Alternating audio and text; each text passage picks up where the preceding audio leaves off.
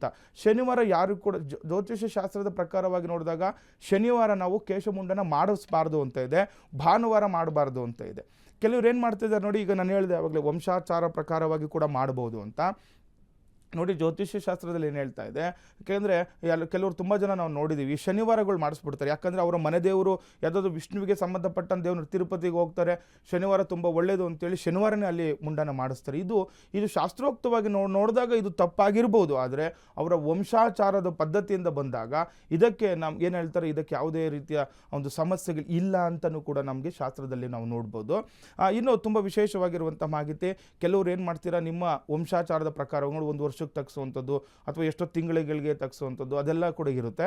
ಅದನ್ನು ನೋಡಿಕೊಂಡು ಕೂಡ ಮಾಡ್ಬೋದು. ಇದರ ಜೊತೆ ಕೆಲವೊಂದು ತಿಥಿ ವಾರ ನಕ್ಷತ್ರಗಳು ಅಂತ ನೋಡಿ, ಸೋಮವಾರ ಬಹಳ ವಿಶೇಷವಾಗಿರುವಂಥದ್ದು. ಸೋಮವಾರ ಆಗ್ಬೋದು, ಅಥವಾ ಬುಧವಾರ ಆಗ್ಬೋದು, ಅಥವಾ ಗುರುವಾರ ಆಗ್ಬೋದು, ಶುಕ್ರವಾರ, ಈ 4 ವಾರಗಳು ತುಂಬ ವಿಶೇಷವಾಗಿರುವಂತಹ ದಿನ ಅಂತ ಹೇಳುತ್ತೆ. ಈ ವಾರಗಳಲ್ಲಿ ನೀವು ಮಾಡ್ಕೊಳ್ಬೇಕು.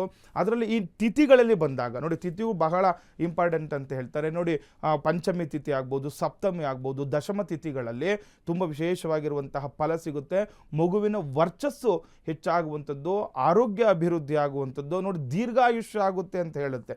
ಅದರಲ್ಲಿ ಮಾಸಗಳು ಕೂಡ ನೋಡ್ಕೊಳ್ಬೇಕು. ಕೆಲವೊಬ್ಬರು ಈ ಮೀನ ಮಾಸ ಮತ್ತು ಅಧಿಕ ಜ್ಯೇಷ್ಠ ನೋಡಿ, ಇವತ್ತು ಜ್ಯೇಷ್ಠ ಮಾಸ ಅಂತ ಹೇಳ್ತೀವಿ. ಏನಾದರೂ ಜ್ಯೇಷ್ಠ ಪುತ್ರನಾಗಿದ್ದು ಜ್ಯೇಷ್ಠ ಮಾಸದಲ್ಲಿ ಮಾಡಿಸಬಾರ್ದು ಅಂತಲೂ ಕೂಡ ಶಾಸ್ತ್ರೋಕ್ತವಾಗಿ ಇರುವಂಥದ್ದಿದೆ.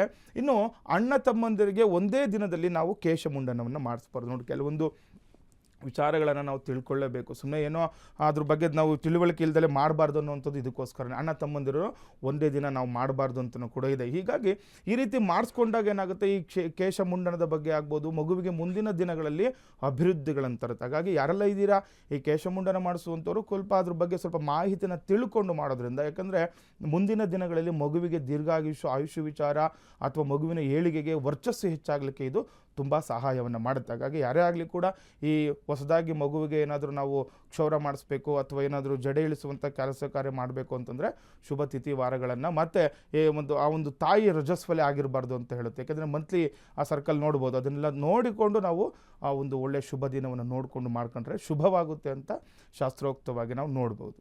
ಲೋಕ ಸಮಸ್ತ ಸುಖಿನೋ ಭವಂತು, ಸಮಸ್ತ ಸನ್ಮಂಗಳಾನಿ ಭವಂತು. ಶ್ರೀಮತೇ ರಾಮಾನುಜಾಯ ನಮಃ.